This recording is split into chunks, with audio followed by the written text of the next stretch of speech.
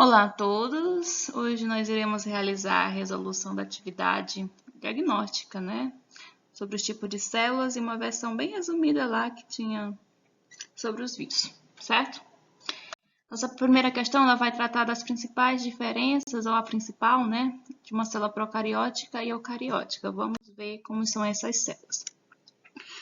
A célula procariótica, esta aqui, em amarelo, elas são representadas pelas bactérias, ok? Pelas arqueobactérias também. E ela é uma estrutura bem simples quando comparada com a célula eucariótica, que está aqui do lado, embaixo. As semelhanças, elas vão ter membrana plasmática, elas vão ter citoplasma, só que a procariótica ela não tem núcleo.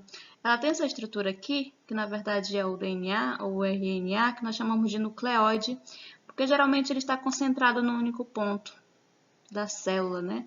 Mas ele não é separado do citoplasma, tá? Ele está em contato direto com o citoplasma. Ele não tem nenhuma membrana que vai individualizar, que vai delimitar este material genético, tá? Então, é todo mundo junto e misturado aqui, certo? Só que ele não fica disperso por qualquer lugar da célula, ele fica concentrado, todo mundo aqui reunido. Geralmente é uma única molécula de DNA, tá? DNA circular, enquanto que nas células eucarióticas vegetais ou animais, o núcleo ele já vai ter essa membrana, já é um núcleo organizado, já é um núcleo individualizado. Ok? Aqui, ó.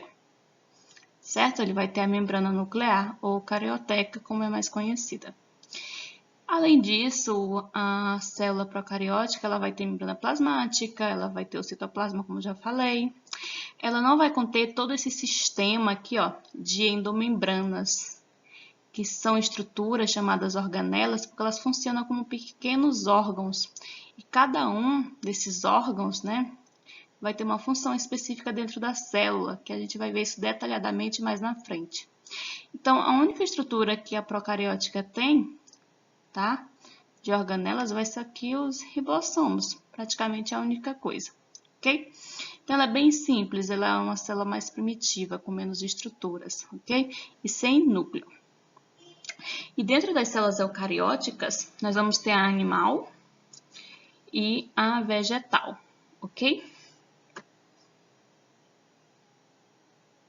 Ok? E dentro das células eucarióticas, nós vamos encontrar a diferença entre uma célula eucariótica animal, tá? Por exemplo, seres humanos, dos animais, e as células eucarióticas das plantas. A maioria das estruturas elas serão incomuns, tá? Por exemplo,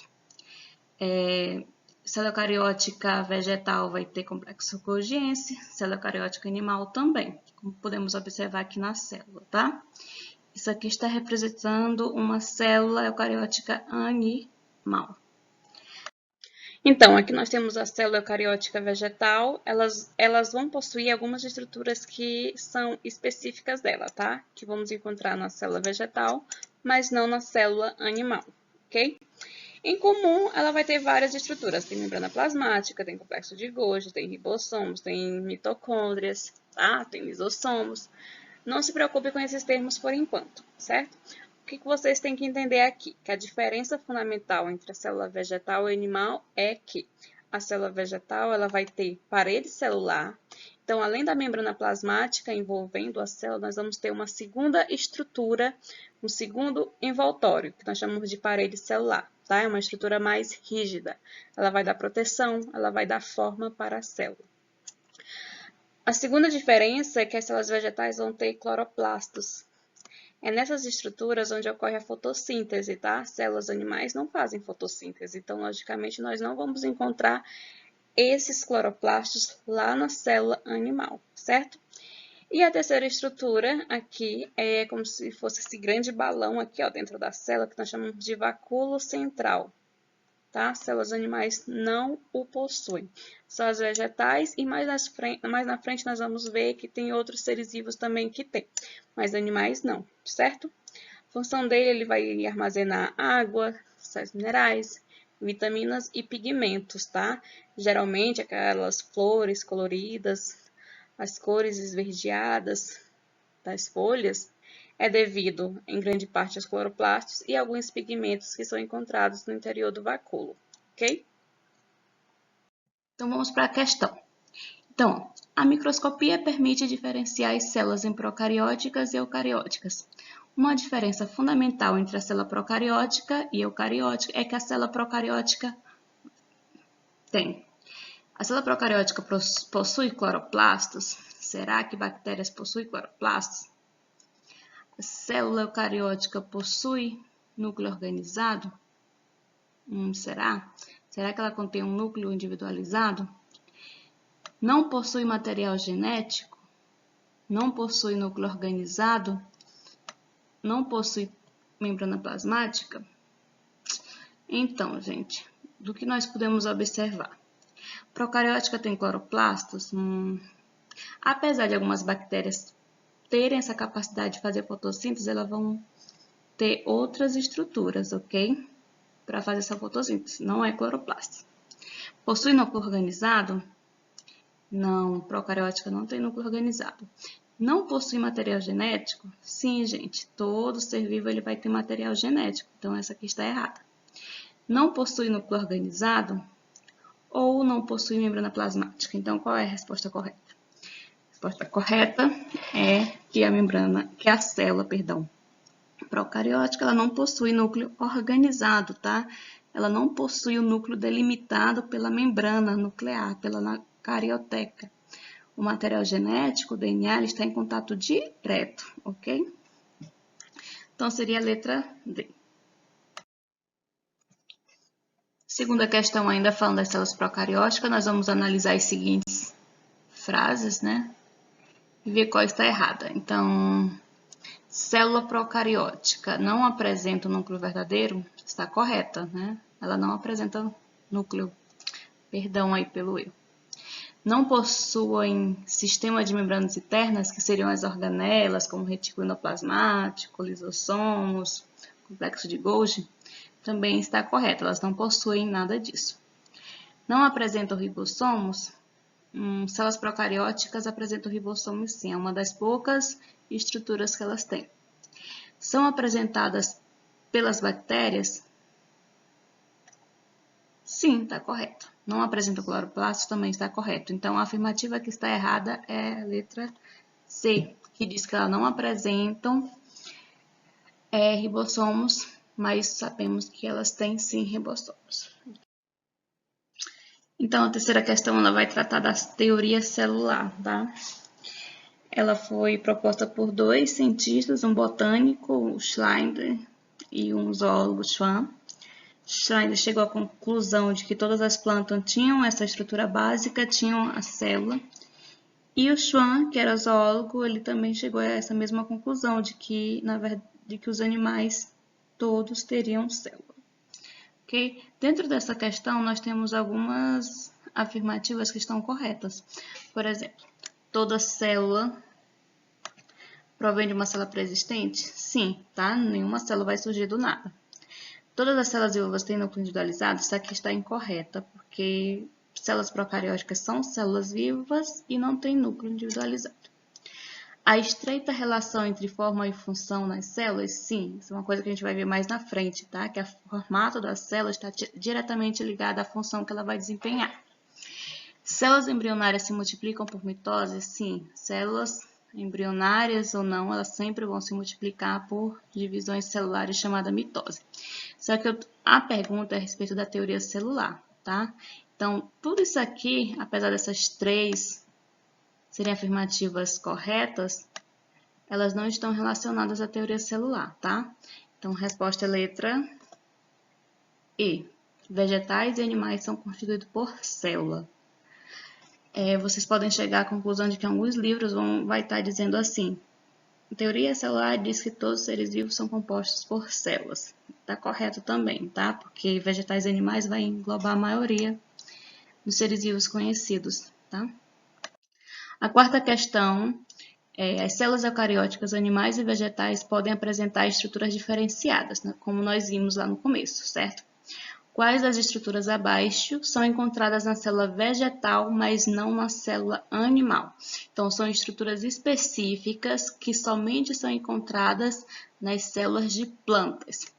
Será que é centríolos e cloroplastos?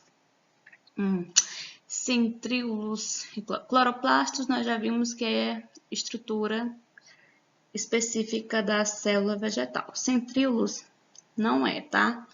Na verdade, célula vegetal nem vai ter centríolos.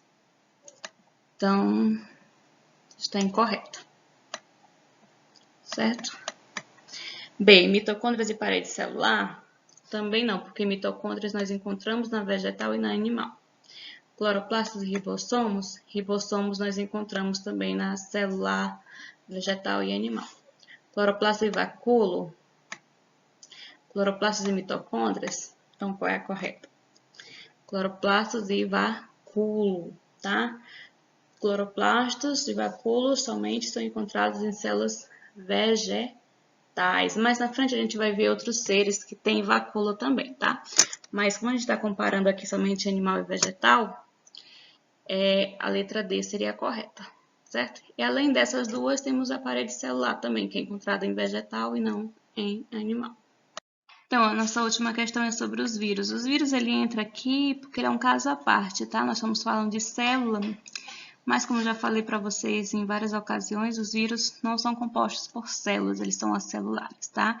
E vai ter um período, vai ter um capítulo todinho para a gente tratar dos vírus.